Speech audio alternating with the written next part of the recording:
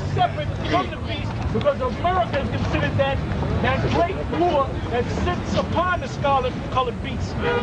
But that great ruler is also a part of the beast, which is Nato. 2,000 years ago, about 2,000 years ago, the beast was back there. It was known as a dragon, but that was the Roman Empire, which is Nato all over again. All right, go ahead.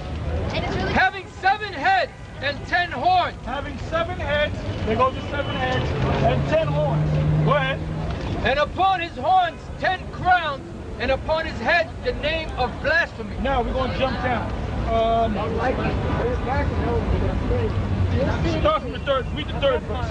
And I saw one of his heads as it were wounded to death. Now, which head was wounded to death? One of the heads was Rome, then the Roman Empire. One of the heads was Rome, then it was Rome right there. Because all the other heads, after that one head died, that was the center of the Great Red Dragon, which is the Roman Empire. So the Roman Empire was taken down. I'm going to name a name. Septimius Severus. The word Septimius Severus, first of all, he was an Israelite that became a part of the Roman army. He became like a general, high-ranking officer, and you had a lot of Jakes that were high-ranking officers in the Roman army, right, or the Roman Empire. I'm gonna hit you with something. The Apostle Paul was a citizen of Rome, and he was an officer. All right. So what happened was during the time of 193 AD. This is when this black general, Israelite, that had a high rank in the military in the Roman Empire, got up high enough where he said, I'm going to cut the white man off. And the black people going to rule the Roman Empire. Because you have black people, Israelites, that were ruling in the Roman Empire. Okay? And that's what happened. So that's what's meant by what he read. One of the heads was wounded unto death. When the Roman Empire was taken down, and then years later, you had Jakes had all kind of high positions. Then Israel said, well, look, we got to set up our own kingdom. We got to set up, like the scripture says, let's set up a kingdom on earth. And that was set up by a man by the name of Constantine the Great during the period of 325 AD. He set up what was called it wasn't called the Byzantine Empire. That's what the scholars call it. All right, even though they had a place in the Byzantine, so-called Byzantine Empire named Byzantium. All right, but they referred to it as the Christian kingdom. All right, or the kingdom of heaven on earth. But like I said, the scholars refer to it as a Byzantine Empire. All right, go ahead. And his deadly wound was healed. And his deadly wound was healed. His deadly wound was healed, meaning that the Roman Empire came back into power again during what time period? Really, starting with Christopher Columbus, going all the way back to Christopher Columbus, really going back before that, going back to around the late 1300s with the bubonic plague and the bubonic plague. Christopher Columbus later came on the scene, and then what he did was he went from one part of the world to the other part of the world. Now, what did they refer to him going to? The New World. So the New World Order goes back to the 1400s. The New World Order goes back before Christopher Columbus. But he was one of the guys that the Most High set up, one of the devils that the Most High set up, for him to go to the New World, to the other side of the world. And that was the beginning of the beast, or the dragon, coming back into power as a beast. But when they really came into prominence is when they set up that organization, Nato. Which, like I said, these are the nations that comprise Nato.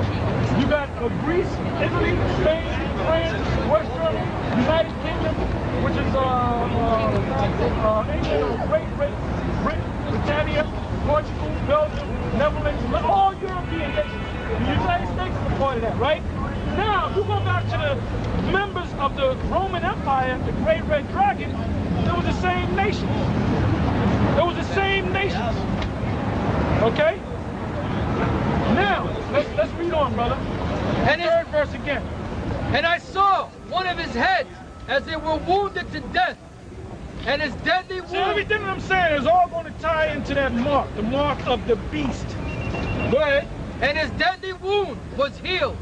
Now, like I said, it started with the Renaissance period, the late 1300s into the 1400s, Christopher Columbus, Amerigo Vespucci, when they came over here to the Americas and they took over the whole world. But really, when it came into prominence, like I said, prominence is back in, what's the exact year? No, I'm talking about Nato. Nato was the exact 1949. No, I'm sorry, 1949. That's right. August 4th, 1949. They had a big celebration at the UN, United Nations, back in 1999. I remember we were speaking that day, and we were speaking about it on August 1st. 50 years of NATO being in power, all right? So that's when it came to its height. So that's when the deadly wound was healed. But it started way back in the 1400s, okay? Because that's why as you read down, matter of fact, go from there, go to the book of Revelation 20th chapter. Got it. Go ahead, read. First verse? Yeah. Revelation 20:1. And I saw an angel come down from heaven, having the key of the bottomless pit. That's Jesus Christ, who happens to be a black man. For all you white people out there, do you want to call yourself going to the Roman Catholic Church? You better start putting black images of Christ up in there and black images of the angels up in there. Because Jesus Christ is black and the angels are black. And the Most High God is black. Go ahead. Having the key of the bottomless pit. Having the key of the bottomless pit. Go ahead. And a great chain and in his hand. The bottomless pit represents Europe. Because where did NATO come out of? Europe. All right? Where did the Roman Empire come out of? Europe. Go ahead. And he laid hold on the dragon, that old serpent. Is talking about the Roman Empire. Go ahead. That old serpent, which is the devil and Satan.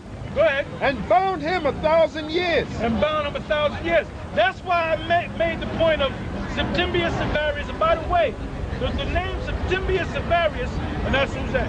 Septimius Severus. Okay, good. That's him right there? Well, get it closer for that. There's an actual picture of Septimius Severus, and he's a black man. And he was the one that severed the head of the one of the heads, which is the Roman Empire, which killed the Roman Empire and started a black empire ruled by Israelites. All right, go ahead. Go ahead, read on, brother. And he laid hold on the dragon, that old serpent. The Roman Empire. Go ahead. Which is. But the Most High used men. One man he used is Septimius Severus. And like I said, I didn't tell you the meaning of the word or the name Septimius Severus. Septimius Severus is a omen, which omen means sign. Like if you see a shooting star or a comet, that's an omen, which means a sign. That means something big is going to happen. Something major is going to happen. All right? The word Septimius means, Septimius means 7, and Severus means to cut. So wasn't there 7 heads? So when he wounded that one head, really, he severed all 7 heads. Hence his name was Septimius Severus, the cutter of 7. That's what it means, all right? All right, go ahead. And he laid hold on the dragon, that old serpent. Like I said, the Most High uses Israelite men to do his bidding. Like the Most High is speaking to you right now, but he's using us. He's speaking through us. We're like almost like a dummy, so to speak. And our mouths are moving, but the Most High is speaking right through us. So we're the mouths of the Most High. Go ahead.